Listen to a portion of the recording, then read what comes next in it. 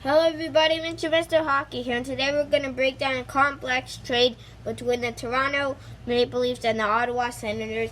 Toronto is acquiring Ceci, Ben Harpur, Aaron Lachuk, and the Columbus Blue Jackets 2020 third-round pick, while Ottawa is getting defenseman Nikita Zaitsev, forward Connor Brown, and prospect Michael Carcone.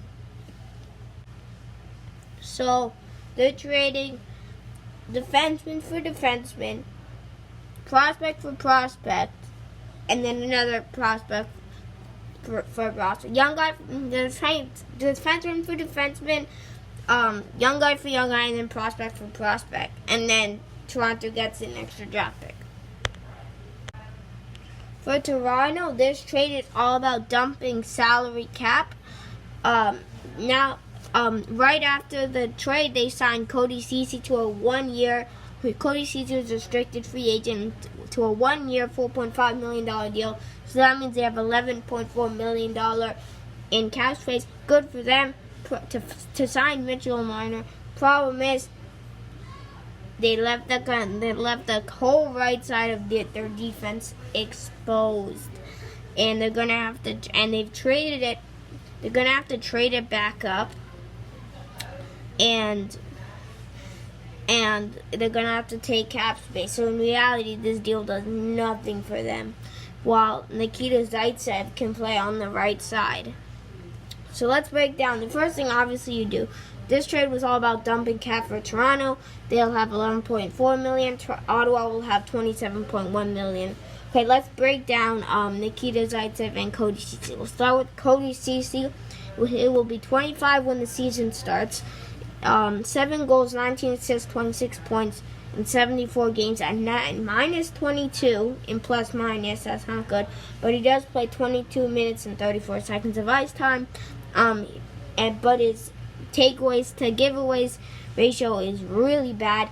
20 takeaways and 59 giveaways. That is not good. He'll be an unrestricted free agent after this season. Nikita Zaitsev, he'll be 28 when the season starts. He signed through 2020 through 2024. He has a cap hit of $4.5 million. He plays on the right side. He's right-handed. 3 goals, 11 assists, 14 points in 20 minutes and 26 of ice time in 81 games this regular season. In the playoffs, his ice time dropped to 18 minutes and 57 seconds. And he didn't have a good playoffs.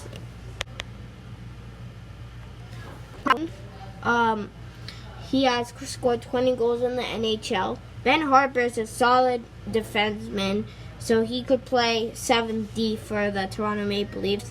Of the other prospects, Lachuk and Michael Carcone have similar numbers to Connor Brown, so they're pretty decent prospects. I think there's really no. The winner is nobody. I really don't think any team came out ahead here.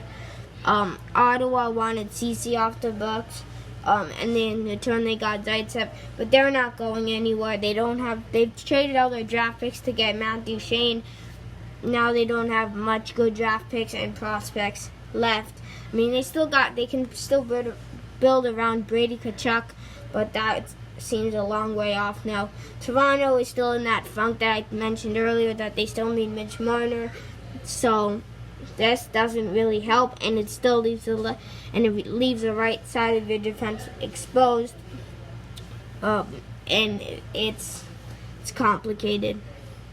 And I really don't think any team comes out ahead here. Ottawa, you're not moving any closer or farther from a Stanley Cup by doing this. And Toronto, you gotta go do something with your right side of your defense. So now you can't use that money for Mitch Marner. So no team wins here. I do think though that for Ottawa, Nikita Zaitsev can help them start bringing their defense back together. Obviously, remember that Carlson, Ceci, everybody, they had a really good team. I think this can help them start bringing their defense back together. You've got a guy, he's in his prime. You're putting him in. and you can build around him. Who does he want to play with? I don't know who he wants to play with, but he'll tell you. He'll quickly find out who he likes to play with and who he does not like to play with. And once they figure that out, they should be able to be fine moving forward, and they can build from the back out, and that's the way you build a hockey team. So why the teams did it? I said for the Senators, get Ceci away, and maybe you can get some stuff. And for Toronto, it's really to get a better player, hopefully, and maybe fill some needs, and clear up cap space. But obviously, that is about to backfire.